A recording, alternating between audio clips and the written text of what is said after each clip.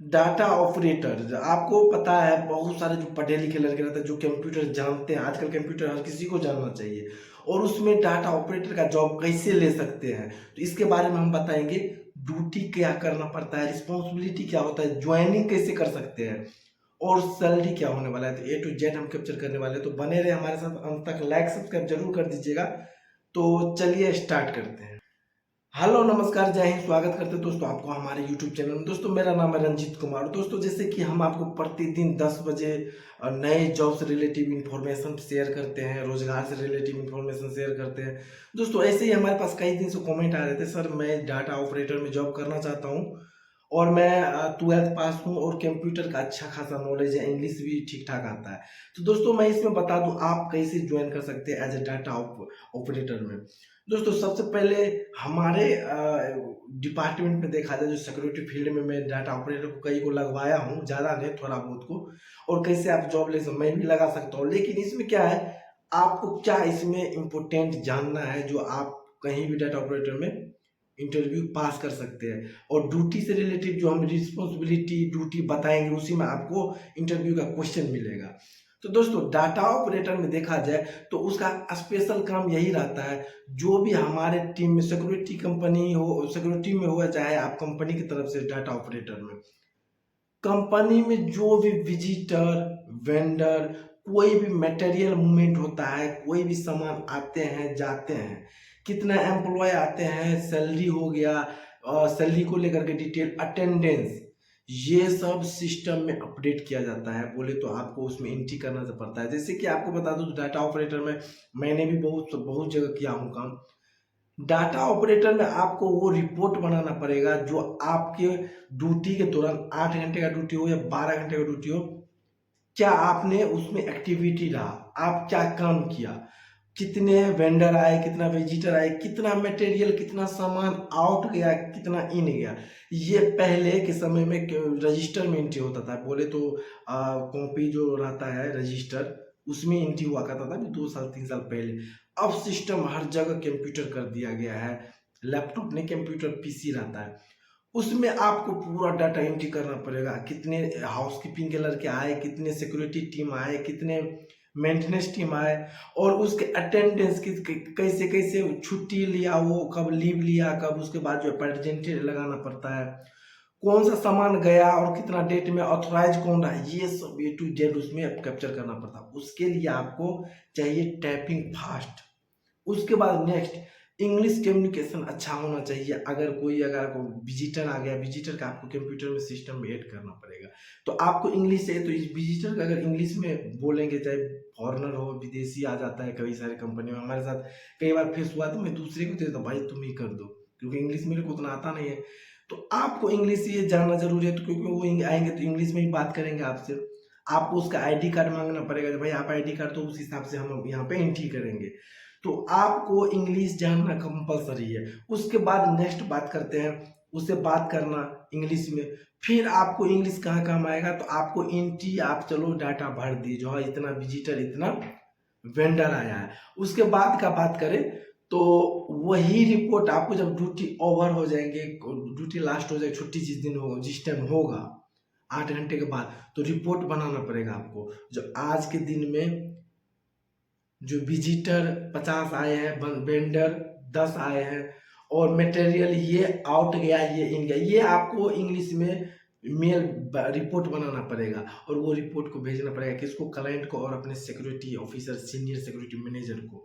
तो ये रिस्पॉन्सिबिलिटी, ये ड्यूटी होता है एज ए डाटा ऑपरेटर का। और दोस्तों इसमें स्पेशल देखा जाए तो बहुत सारे लड़के को जो मैं लगाया हूँ वो ऑलरेडी सिक्योरिटी गार्ड था, और सिक्योरिटी गार्ड को स्पेशली डाटा ऑपरेटर का काम थोड़ा बहुत जानता रहता है। और आप अगर चाहेंगे डायरेक्ट डाटा ऑपरेटर में लगने के लिए, तो आपको इंटरव्यू बहुत हार्ड लेगा और आपको एक्सपीरियंस रहेगा, तभी आप इस पास कर सकते हैं। क्योंकि आपको मेल बोलेगा, ये लो सामने में लैपटॉप और मेल भेज करके भेजो, और आपको पास 50 visitor, 10 vendor, 5 material moment in, 5 material moment out हुआ है, ये रिपोर्ट बना करके मेरे को भेजो। आपको फटाफट फटाफट टाइपिंग आना चाहिए फास्ट में, तुरंत उसे टैप करो, मेल में पूरा डाटा सेव करो, बनाओ, उसको तुरंत फॉरवर्ड करो, सेंड करो, ये बनाना पड़ेगा। उसके बाद हम बात करें डाटा ऑपरेटर में जो ज्वाइनिंग लेकर के जो सिक्योरिटी गार्ड को मैं अभी तक में लगाया हूँ डाटा ऑपरेटर में, अगर डायरेक्ट लेते तो इंटरव्यू आपका हार्ड हो सकता है। कंप्यूटर में आप कौन सा, आप उसमें क्या होता है शॉर्ट की भी पूछ देगा आपको, क्योंकि मैं कंप्यूटर बस देखते देखते सीखा हूँ, उसमें शॉर्ट की कुछ भी पूछ सकता है। कौन भी जैसे कंट्रोल सी, कंट्रोल वी, ये सब कुछ ऐसे टॉपिक पूछ देगा जिसमें आप उलझ जाओ। लेकिन आपको तो पता है कॉपी पेस्ट कोई भी अगर करते हैं आपको तो इसमें थोड़ा बहुत शॉर्ट की पता ही होना चाहिए कंप्यूटर के बारे में। उसके बाद बोलेंगे कंप्यूटर का सेटअप, आप अगर सब ओपनली है, खुला हुआ है, रखा हुआ है, उसको आप कैसे सेटअप करेंगे वो आपको जानना जरूरी है। कैसे सीपीयू में, कैसे यूपीएस में, कैसे कीबोर्ड कहाँ पे वो लगेंगे, ये आपको सीखना बहुत जरूरी पड़ेगा। फिर उसके बाद देखा जाए तो थोड़ा बहुत आपको इसका नॉलेज होना ही चाहिए। एक्सेल, आपको बता दूं डाटा ऑपरेटर में ओनली वन एक्सेल ही मास्टरमाइंड रहता है। एक्सेल, पावर पॉइंट, नॉर्मल ये सब जानना चाहिए। फिर उसके बाद हम बात करते हैं, जो ये तो आपका हो गया ड्यूटी, रिस्पॉन्सिबिलिटी, ज्वाइनिंग। और इसमें डाटा ऑपरेटर में हाइट कोई मैटर नहीं रखता है, उसमें आपको हाइट कोई भी रहेगा चलेगा।